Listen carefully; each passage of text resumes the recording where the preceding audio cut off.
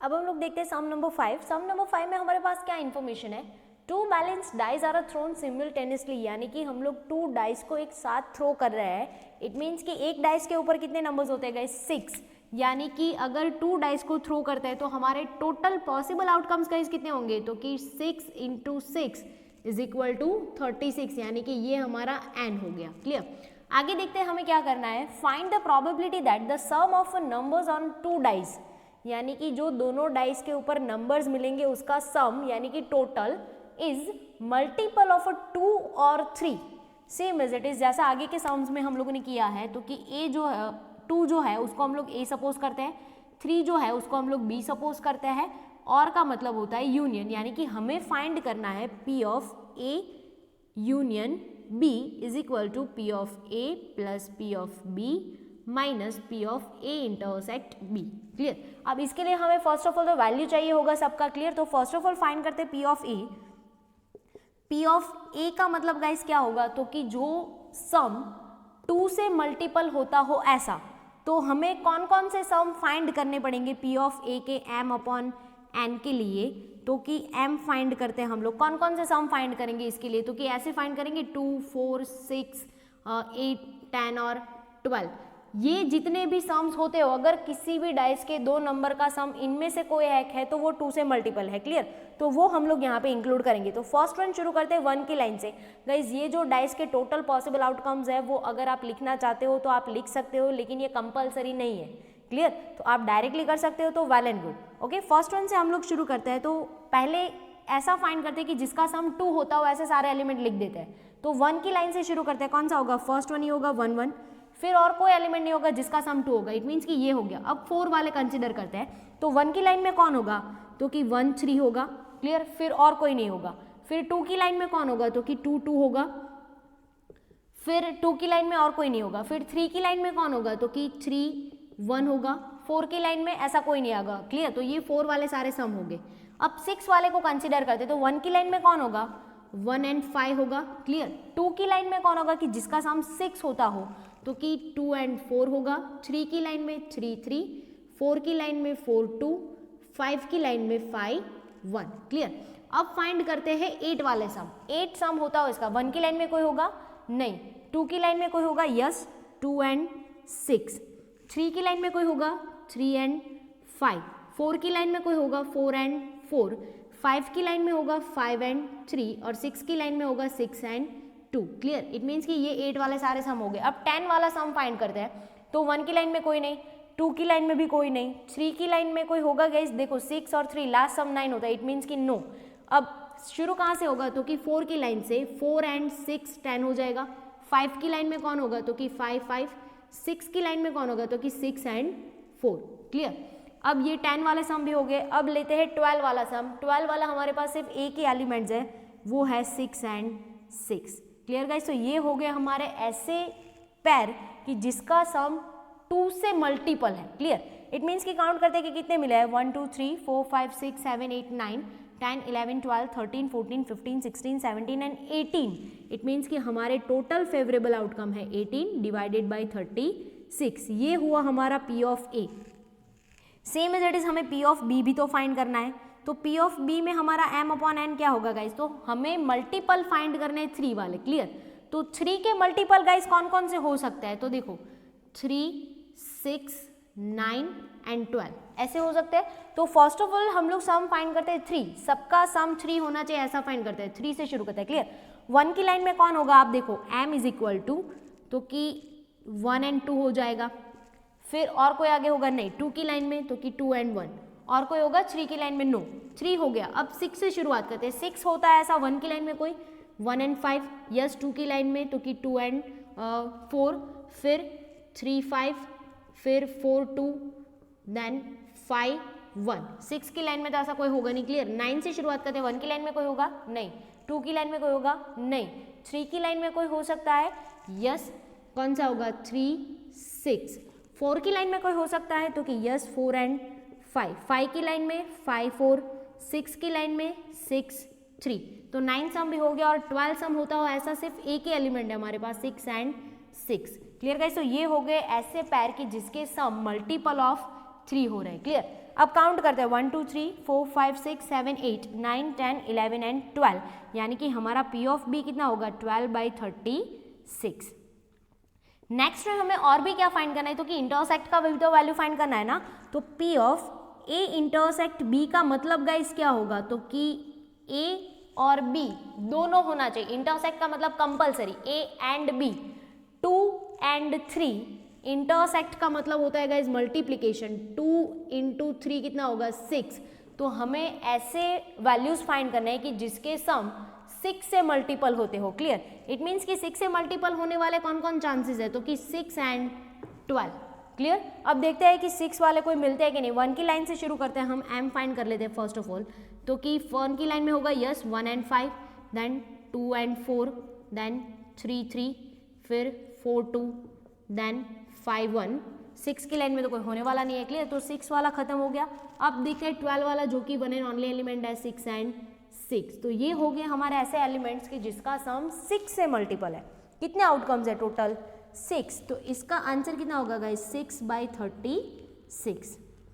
Clear? अब तीनों की तीनों प्रोबेबिलिटी हमें मिल चुकी है, तो फॉर्मूला में वैल्यू कर सकते हैं 18 divided by 36 plus 12 divided by 36 minus 6 divided by 36। Clear? LCM तो हमें लेना नहीं पड़ेगा, सबका कितना होगा 36, 18 प्लस 12 माइनस 6। इट मीन्स कि इसका आंसर होगा आपका 24 डिवाइडेड बाई 36। Clear guys? तो ये हो गया हमारा सम नंबर 5। आगे का सम देखते हैं, सम नंबर 6। क्वेश्चन देखने से ऐसा लगता है कि बहुत बड़ा है, लेकिन अगर एक बार आपको कॉन्सेप्ट समझ में आ गया तो ये बहुत ही ईजीएस्ट क्वेश्चन है।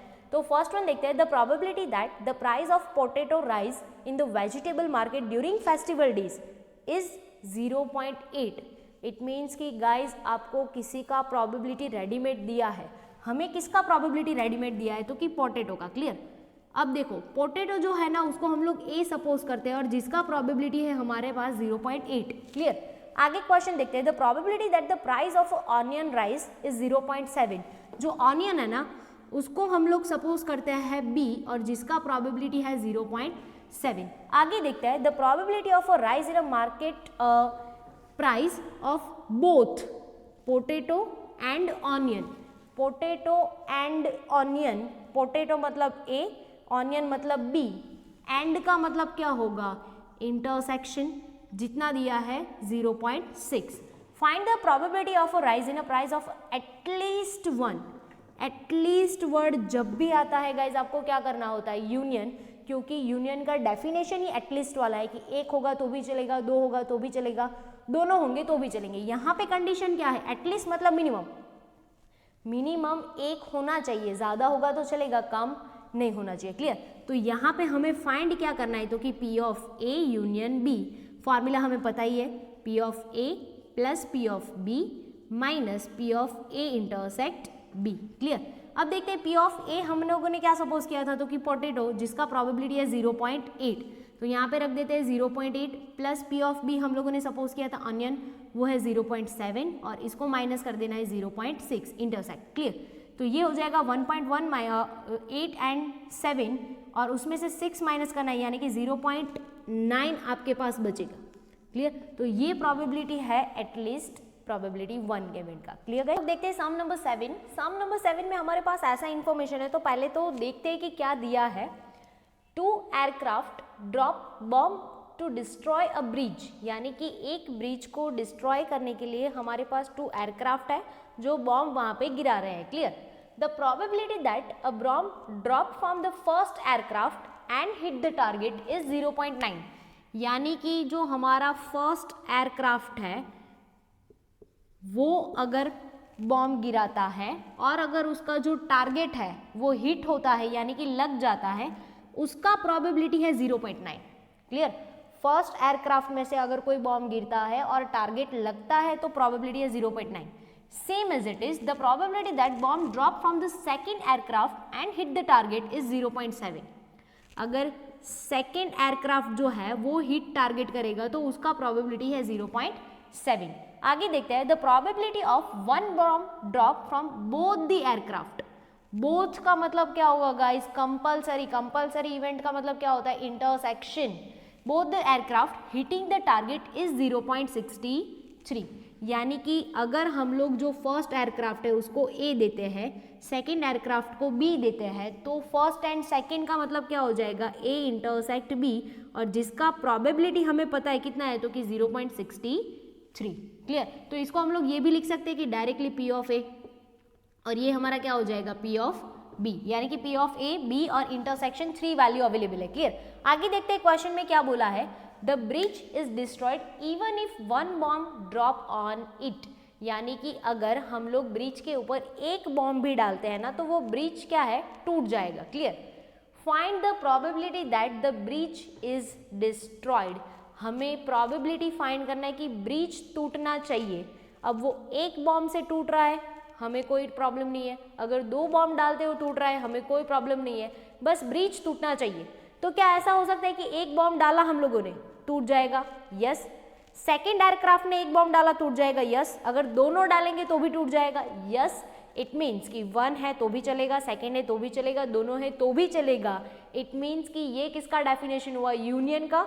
इट मीन्स कि आपको प्रोबेबिलिटी कौन सा फाइंड करना है, कि P of A union B. इसका मतलब क्या होगा कि फर्स्ट एयरक्राफ्ट डालेगा चलेगा, सेकेंड डालेगा चलेगा, दोनों डालेंगे तो भी चलेगा, बस हमारा ब्रिज टूटना चाहिए। अब वो 1 से भी टूट सकता है, 2 से भी टूट सकता है। क्लियर? तो इसका फॉर्मूला क्या होता है guys, P of A plus P of B minus P of A intersect B. तीनों की तीनों वाले हमारे पास रेडीमेड है। सिर्फ क्वेश्चन देखने से ऐसा लगता है कि बहुत बड़ा होगा, क्या नहीं होगा, लेकिन अगर आप समझ लेते हो तो बहुत ही ईजी क्वेश्चन है। पी ऑफ ए हमारा 0.9 प्लस 0.7 माइनस 0.63, यानी कि 9 एंड 7 1.8, और उसमें से हम लोगों को माइनस कर 1.6 उसमें से माइनस करना है 0.63। इट मीन्स कि आपको मिलेगा 0.97। Clear guys? तो ये हो गया हमारा क्वेश्चन। गाइस रिमेंबर दैट ये क्वेश्चन 2 to 3 टाइम बोर्ड के एग्जाम में पूछा जा चुका है। क्लियर? ये क्वेश्चन देखने से ऐसा लगता है कि बहुत हार्ड होगा, लेकिन समझोगे तो बहुत ही ईजी है, और सब कुछ रेडीमेड भी अवेलेबल है। क्लियर? इट मीन्स कि हमें कोई एक्स्ट्रा कैलकुलेशन भी नहीं करना है। नेक्स्ट क्वेश्चन देखते हैं, the probability that a teenager coming to a restaurant, यानी कि कोई टीनेजर रेस्टोरेंट में जाता है for dinner, order pizza is 0.63, यानी कि अगर वो पिज्जा ऑर्डर करता है तो उसका प्रोबेबिलिटी कितना है, 0.63। The probability of ordering cold drink, यानी कि अगर वो कोल्ड ड्रिंक ऑर्डर करता है ना, तो उसका प्रोबेबिलिटी है 0.54। तो हमारे पास 2 वेराइटीज है, एक तो फर्स्ट वन पिज्जा और second one cold drinks. Clear?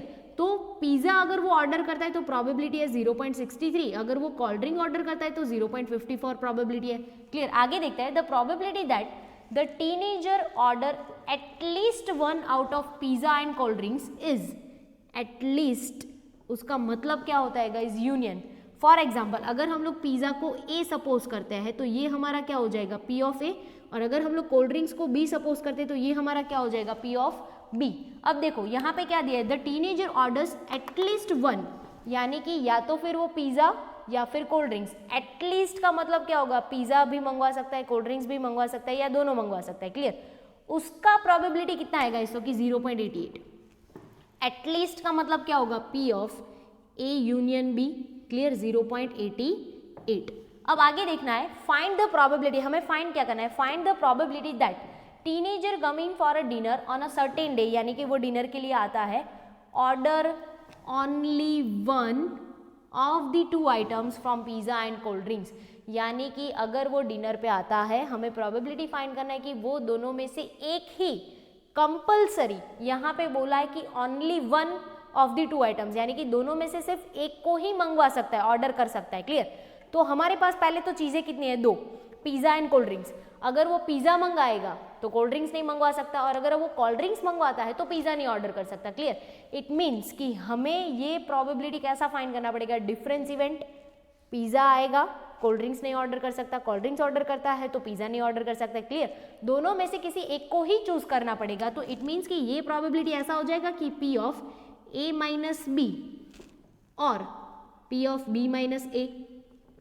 Clear? ऐसा भी तो हो सकता है ना कि वो पिज़्ज़ा ऑर्डर कर सकता है तो ए, तो वो कोल्ड ड्रिंक्स नहीं मंगवा गया, या तो फिर और ऐसा भी तो हो सकता है ना कि वो कोल्ड ड्रिंक्स मंगवाता है यानी कि बी, तो वो पिज़्ज़ा नहीं ऑर्डर करेगा। क्लियर? इट मीन्स कि हमें ये प्रोबेबिलिटी फाइंड करना है, डिफरेंस। अब देखो इसके फॉर्मूलाज क्या होते हैं, कि P of A minus P of A intersect B, और का मतलब है प्लस फिर ये क्या हो जाएगा, P of B minus P of A intersect B। Clear. अब देखो इसके लिए हमें वैल्यू पुट करने के लिए क्या क्या चाहिए, तो कि P of A intersect B, तीन वैल्यू चाहिए। A और B हमारे पास रेडीमेड अवेलेबल है, इंटरसेक्ट फाइंड करना पड़ेगा। क्लियर। इंटरसेक्ट फाइंड करने के लिए गाइज हमारे पास देखो एक हिंट है कि P of A union B आपको दिया है, तो उसका फॉर्मूला पुट करके कुछ कर सकते हैं। P of A union B is equal to P of A plus P of B minus P of A intersect B। अब जितना पता है ना उतना रख देते हैं। ये हमारा 0.88, P ऑफ A हमारा 0.63, P ऑफ B हमारा 0.54 और इंटरसेक्ट तो हमें पता नहीं है। क्लियर। तो उसको एज इट इज रख दिया। अब देखो इंटरसेक्ट माइनस है, यहाँ पे ले आते तो प्लस हो जाएगा, 0.88 प्लस है सामने जाएगा तो माइनस, तो ये ऐसा हो जाएगा कि P of A intersect B is equal to 0.63 plus 0.54 minus 0.88। आप इनका कैलकुलेशन करोगे तो आपको मिलेगा 0.29, यानी कि इंटरसेक्ट का वैल्यू मिला 0.29। अब हम लोग इसमें वैल्यू पुट कर सकते हैं, तो फर्स्ट वन का वैल्यू पुट करते हैं तो क्या हो जाएगा 0.63 माइनस 0.29 प्लस ये कितना है 0.54 माइनस 0.29। फर्स्ट वन का हमें वैल्यूएशन मिलेगा कि 0.34 और नेक्स्ट वन मिलेगा 0.25। इन दोनों का प्लस करते हैं तो मिलेगा 0.59।